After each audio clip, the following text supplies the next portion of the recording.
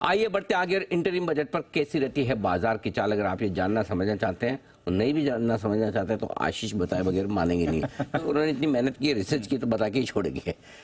हाँ आशीष sir, budget के लिए बहुत रिसर्च की है, बहुत की है, पूरी तैयारी है। अरे मजा आएगा, क्या बात है। तो 2014 और 2019 के दो इंटरिम बजट के नंबर्स लेकर आए आशीष, बताइए। बिल्कुल। एक तो पहले बता दूं कि कुछ लोग समझ रहे हैं कि इंटरिम बजट है तो एक्शन नहीं होता है, बहुत ज्यादा एक्शन देखने को मिलता है मार्केट्स में। सही जवाब।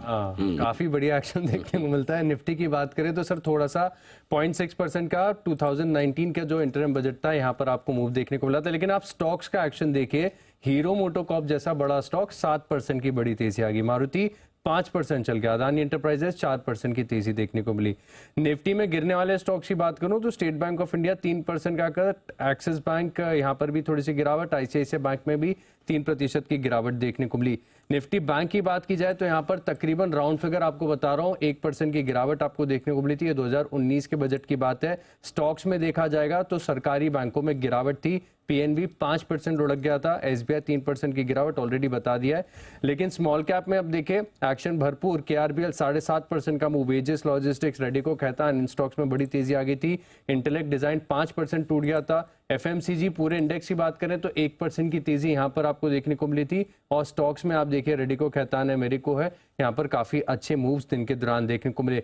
2014 ये भी इंटरिम बजट था, यहाँ पर भी आप देखें तो निफ्टी में आधे % के आसपास के मूव देखने को मिले। लेकिन स्टॉक्स का एक्शन काफी बढ़िया था।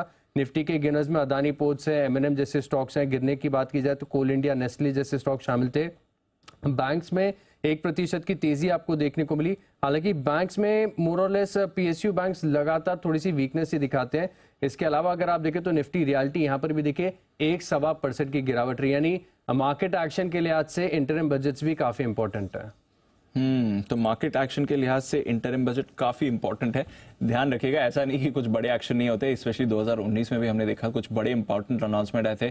कंजम्पशन को लेकर भी काफी कुछ फैसले लिए गए थे, कुछ बूस्ट भी आया था, वहां पर भी आपको एक्शन दिख सकता है। धर्मेश जी, कोई खास एक्सपेक्टेशन इस बार जो बाजार लेकर चल रहा है बजट को लेकर, या फिर सब कुछ फैक्टर इन कर ही लिया है? दिबाशु, मुझे लगता है कि रूरल इंडिया और consumption space, because rural India में थोड़ा कंजम्पशन में स्लो डाउन देखने को मिला, ये दो तरफ से रिलेट करता है। अगर आप फाइनेंशियल कंपनीज के नंबर्स देखें तो वहां भी जो B2C सेगमेंट है रूरल इंडिया में, वहां पर कलेक्शन में प्रॉब्लम आ रही है। और साथ में एफएमसीजी कंपनीज जिनका 40 से 50% का कारोबार रूरल इंडिया बेस, जैसे डाबर हो गया, एचयूएल हो गया, आईटीसी हो गया, तो वहां पर भी थोड़ा वीकनेस देखने को मिला। तो मुझे लगता है कि कहीं ना कहीं सरकार going into the nature of जिस तरीके से बिजनेस चलती है तो थोड़ा बहुत बूस्ट मिलना चाहिए, चाहे वो मनरेगा के थ्रू हो या फिर कोई स्कीम के थ्रू हो। बट एक बूस्ट रूरल इंडिया को इस बजट में मिलना चाहिए इंटरिम में। और सरकार से ऑफर भी है, रेवेन्यू कलेक्शन बहुत स्ट्रांग रहा है, तो वहां पर अफोर्डेबिलिटी दिखती है और वो इनडायरेक्टली इन कंपनियों को हेल्प करेगा।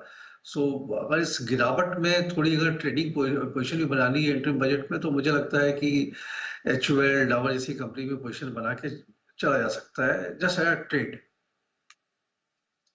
तो एक पोजीशन बना के चल सकते हैं। वैसे भी लग रहा है कि आज लोगों ने पोजीशन बनाई हुई है, क्योंकि बजट से पहले जबरदस्त मोमेंटम बाजार में आपको दिख रहा है।